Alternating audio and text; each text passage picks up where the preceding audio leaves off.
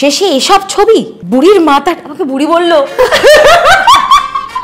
তোমার মতো মেয়েদের তো 12টা থাকে, আমার মতটারও তো একটা ডেফিনিশন থাকতে হবে। আর বলতে হচ্ছে আমাকে বলুন, এই তোমার 12টা থাকে, তারপর আমার 12টা একটু খুঁজে আনুন। ক্যামেরা বন্ধ করুন। হিরো তো নয় আপনি দাদা, কমপ্লিট জিরো। আমার কোন ক্লাসের রেজাল্ট আপনি দেখতে পেয়েছেন? ন্যাকা। এরা সব কটা সো কল্ড মেকআপ সুন্দরী। সংসারে মন বসবে কি করে, মন কোথায় থাকবে সেটাও দাদা আপনারা ঠিক করে দেবেন। কি জীবন হলো আর কি দিনকাল এলো। বাই দ্য ওয়ে, তুমি কি মিল্ক চকলেট আর ডার্ক চকলেট এটা কিন্তু বলেনি। Dark chocolate.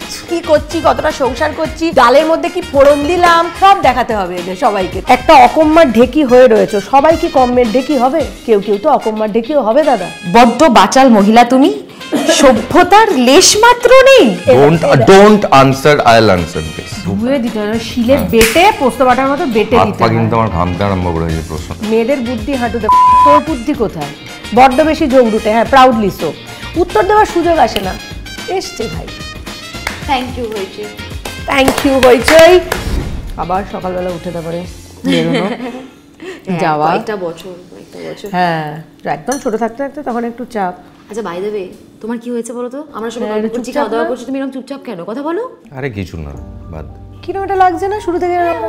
আরে গাড়ি চালিয়ে আসছি রাস্তা দিয়ে, আমার গাড়িটা একজন ধাক্কা মারলো, আমি কিচ্ছু বলিনি, সে আমাকে গালাগালি করতে আরম্ভ করলো। He verbally abused you?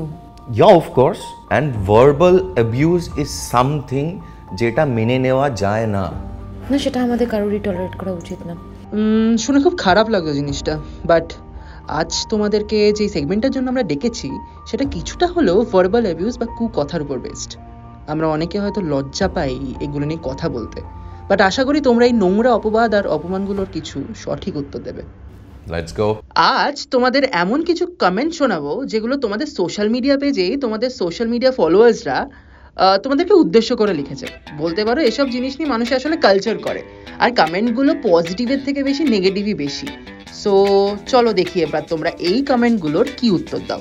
মানে যে কথাগুলো আমরা অনেকদিন ধরে বলতে চেয়েছি, বলার সুযোগ পেয়ে গেলাম আজকে। Please Who to start with? আমি প্লিজ প্লিজ প্লিজ। আরে lovely comment to start with. তোমার মা, শাশুড়ি, কাকিমা এরা সব বেঁচে আছেন বলেই তুমি আমার দ্বারা সংসারটা হবে না কথাটা বলতে পারছো।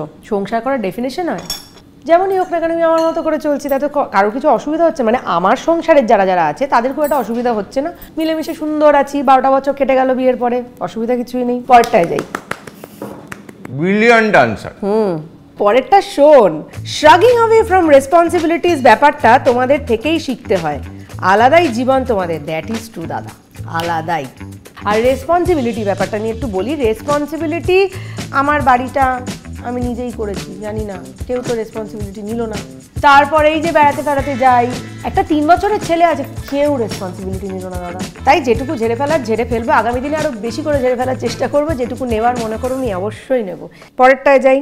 তোমার মতো মেয়েদের তো 12টা থাকে, সংসারে মন বসবে কি করে? আরে আমাকে বলছেন, আমায় বলুন। আমার মতো মেয়েদের আবার কি? প্রথম কথা, আমার মতো কেউ থাকলেই তো খুব বিরক্ত লাগবে আমার। বল, আমার মতো কেউ থাকলে ভালো লাগবে? মনে হবে না আমি একটা এক্সক্লুসিভ পিস হয়ে থাকি অন আর্থ? আমার মতটারও তো একটা ডেফিনেশন থাকতে হবে। আর বলতে হচ্ছে আমাকে বলুন, এই তোমার 12টা থাকে, তারপর আমার 12টা একটু খুঁজে আনুন।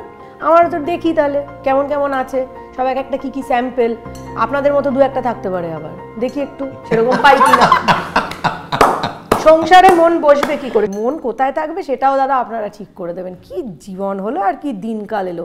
এত ট্যাকস ট্যাকস কথা মেয়েদের মুখে মানায় না, বড্ড বেশি ঝগড়ুটে। এটা তো টাইমলি আসলো মনে হলো। মেয়েদের কথায় কথায় কি পড়বে, কি করবে, কোথায় যাবে, কি না করবে, ডমিনেট করাটাও ছেলেদের মানায় না, বড্ড বেশি ঝগড়ুটে, হ্যাঁ প্রাউডলি সো। এত ওভার কনফিডেন্স থাকলে অচিরেই ভবিষ্যৎ ডুববে। আপাতত যেটুকু জায়গায় এসছি, confidence, over confidence, under confidence সবটা নিয়ে এসছি, তাতে যেটুকু ভেসে চলেছে তরি সুন্দর বেয়ে চলেছে। একদিন তো এমনি ডুবে মরতে হবে, সে মরে যাবো, মিটে যাবে ঝামেলা। তার আগে এত কিছু ভাববো আপনারা কি লিখবেন, কি করবেন না করবেন, ভালো যাবে, আমার জীবন চলবে না। নে তোরা পড়, অনেক আদি আমারগুলো কমেন্টের উত্তর তুমি দিয়ে দাও প্লিজ। কি বলবো বলে দে, আমার মানে কিছু বলার নেই আর। নিষ্পিস নিষ্পিস করে, আমি পারি না, মানে করে আমার। এই যেগুলো এসছে কোন একটা ইন্টারভিউতে বলেছি এক ছেলের সাথে এই বাজারে আমি 18 বছর ধরে প্রেম বিয়ে সব মিলিয়ে রয়েছি, সেইটা নিয়ে কত কিছু লিখে ফেলেছে লোকজন। তো সেগুলো সবসময় উত্তর দেওয়ার সময়টা 3 বছরের বাচ্চার পিছনে দৌড়ে মাথা খারাপ হয়ে যাচ্ছে, শুটিং করাচ্ছি, খাওয়া ওরে ঘুমা ওরে, উত্তর দেওয়ার সুযোগ আসে না। এসছে ভাই। Thank you Hoichoi. Thank you Hoichoi, I have utilised this. Indrashis তুমি একটু করে দেখি ছেলের পয়েন্ট রিঅ্যাক্ট করো। আমাকে তো শেষ করে দিয়েছে, আমি শিওর। আর কতদিন এরকম চকলেট বয় হয়ে থাকবে? তাতে কি প্রবলেম? ও চকলেট বয়, মানে চকলেট বয় কেন সেটাই জানি না, বাট কম হলো না। প্রথম কথা, এটা আমি প্রচন্ড একটা বড় কমপ্লিমেন্ট হিসেবে নিলাম। থাকতে হলে থাকবো, যতদিন থাকা যায় থাকবো। আমি যে প্রফেশনে আছি সেখানে এই পুরো ইমেজটা যদি আমি মেনটেন করে যেতে পারি অনেক দিন ধরে, এবং আপনারা যদি আরও 5 বছর পরে ওই প্রশ্নটা করেন, আমি খুব খুশি হব। কাজেই thank you so much. By the way, তুমি কি মিল্ক চকলেট আর ডার্ক চকলেট কিন্তু বলনি? Dark chocolates. Oh great. And that to 97%.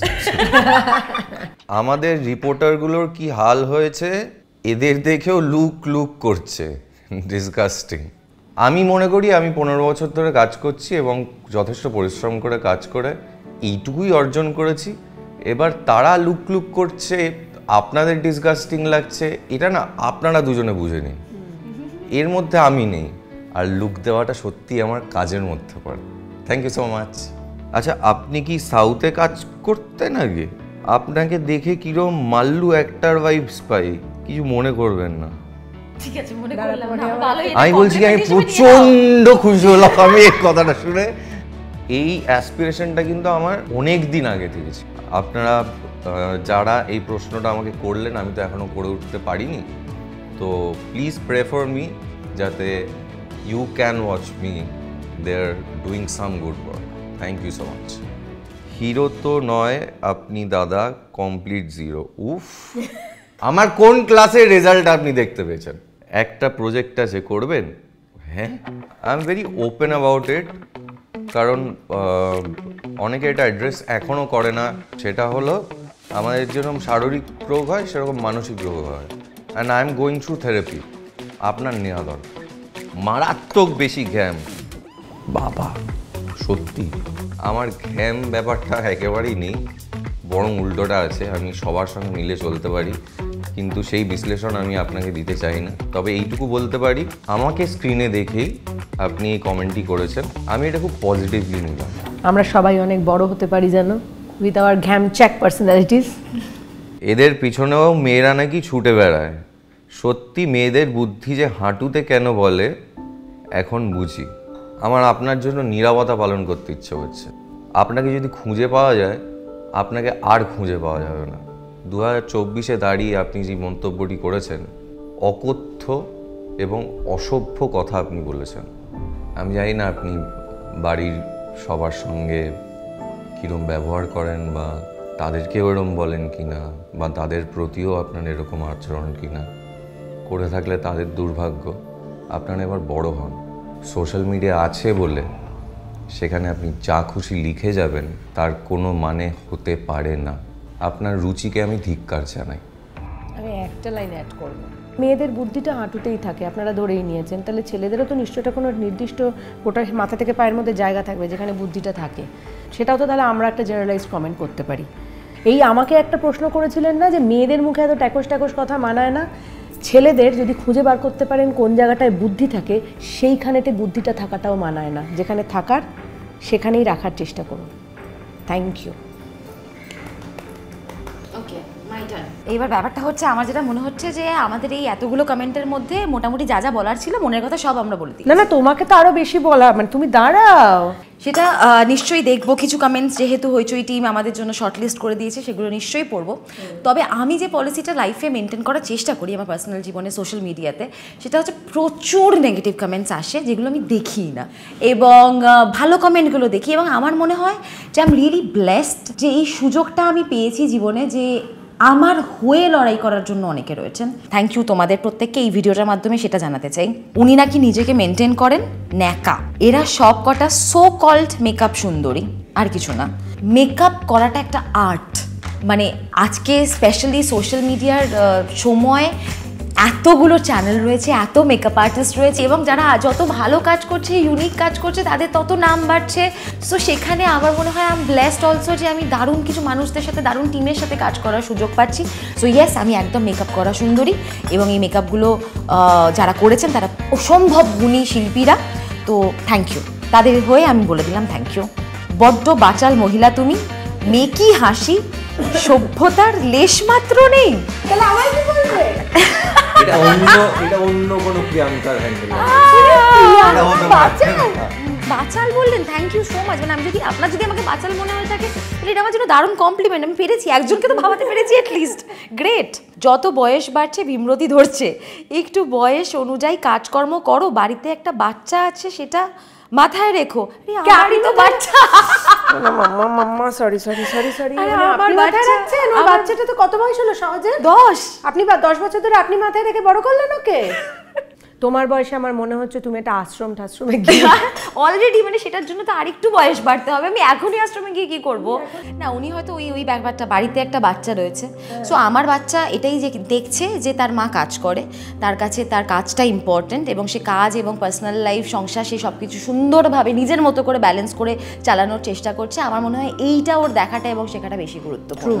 True. শেষে এসব ছবি, বুড়ির মাথা, আমাকে বুড়ি বললো, বুড়ির মাথাটা একদম গেছে। বলি, নিজের ইমেজ ধরে রাখতে কি ছোট জামা কাপড় ছাড়া অন্য কোনো উপায় নেই? ভাগ্যিস আজকে আমি শাড়ি পরে এসেছি। এই তো দাদা, দেখুন আমি এখন থেকে শাড়িই পরবো, সুইমিং পুলেও আমি শাড়ি পরেই নামবো। থ্যাংক ইউ, আপনার কথাটা মাথায় রাখলাম। সুইমিং শাড়ি। কে ভাই এদের দিয়ে এসব বোল্ড ফটোশ্যুট করায়? বিভীষিকা লাগে এগুলো দেখলে। সোশ্যাল মিডিয়া ভরে গেছে এসব ক্র্যাপ কন্টেন্টে। হ্যাঁ, এবং এই যে আপনি এসে সেই পোস্টেই একটা কমেন্ট করলেন, তার জন্য অসংখ্য ধন্যবাদ। তার জন্যই আমি আবার একটা শ্যুট করব। নিজেরা রোজগার করি, নিজেদের ইচ্ছায়, নিজেদের যেরকম পোশাকে ফটোশ্যুট করতে ইচ্ছা করে সেটা করি। আবার করাবে কি লোকজন? লেটস মুভ অন দেন। সারাদিন তো দেখছি ফটো তুলে বেড়াচ্ছ, বাড়িতে সময় তো দাও না, দেখেই বোঝা যায়।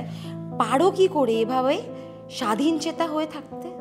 উনি কথাটা উত্তর দিয়েই দিয়েছেন, স্বাধীন চেতা, এটাই হওয়া উচিত। আমি ডেফিনেটলি স্বাধীন চেতা।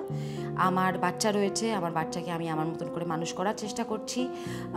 আমার বাচ্চা যদি দেখে আমি বোল্ড ফটোশ্যুটে জামা কাপড় পরে রয়েছি, আমার আশা যে সেটা থেকে সে একটু শিখবে যে তার মা যখন পরতে পারে, একটা বিকিনি পরতে পারে, কিন্তু তার মাই থাকছে, তো তাহলে আরেকজন মহিলা যখন একটা ছোটো জামা পরবে, সেও একজন মহিলা, সেও কারুর একটা মেয়ে, কারুর একটা বোন, কারুর একটা মা হতে পারে। তো আমি পোশাকটা দিয়ে তাকে জাজ করব না, আমি তাকে একজন মহিলা হিসেবেই রেসপেক্ট করব। আমি চাই আমার ছেলে এভাবে মানুষ হোক, এবং সেটাই আমি চেষ্টা করি। সেজন্য আপনি বললেন এটার উত্তরে এবং এই কমেন্টগুলোর উত্তরে আমি আরও বেশ কিছু বোল্ড ফটোশ্যুট নিয়ে খুব তাড়াতাড়ি আসতে চলেছি। আমাদের ব্যক্তিগত জীবন, আমাদের সংসারের দায়িত্বটা দাদা একটু আমাদেরই নিতে দিন। এত চাপ নেবেন কেন জীবনে? তাই। আর সর্বোপরি একটা কথা বলি, ইটস আ ভার্বাল অ্যাবিউজ। আমাদেরও সংসার আছে, আমাদেরও বাড়িঘরদর আছে, মা বাবারা আছে, তারাও সোশ্যাল মিডিয়াতে আছে, তারা দেখতে পায় ছেলে মেয়েদের কমেন্টে কি লেখাজোখা হচ্ছে। তো একটু মেনে চললে কি হয় বলুন তো, মানে একটা ডিসেন্সি না দুতরফে বজায় থাকে। Nothing better than that. থেকে একটাই জিনিস, লজ্জাটা আসলে কার? যে বলছে তার, না যারা শুনছি সহ্য করছি তার? এরকমই আমাদের আশেপাশে ঘটে চলা নানান রকম ভার্বাল অ্যাবিউজের ঘটনা নিয়ে আমাদের নতুন সিরিজ লজ্জা এখন স্ট্রিম করছে হইচইতে। আপনারা দেখুন এবং অবশ্যই ফিডব্যাক দিন, ভালো লাগুক খারাপ লাগুক দুটোই জানান। আর যাদের হইচই নেই এখনো, তারা প্লিজ একটু সাবস্ক্রাইব করে নেবেন এবং আপনাদের ভ্যালুয়েবল ফিডব্যাক দেবেন। অপেক্ষায় থাকলাম। Thank you. ভ্যালুয়েবল ফিডব্যাকের অপেক্ষায়।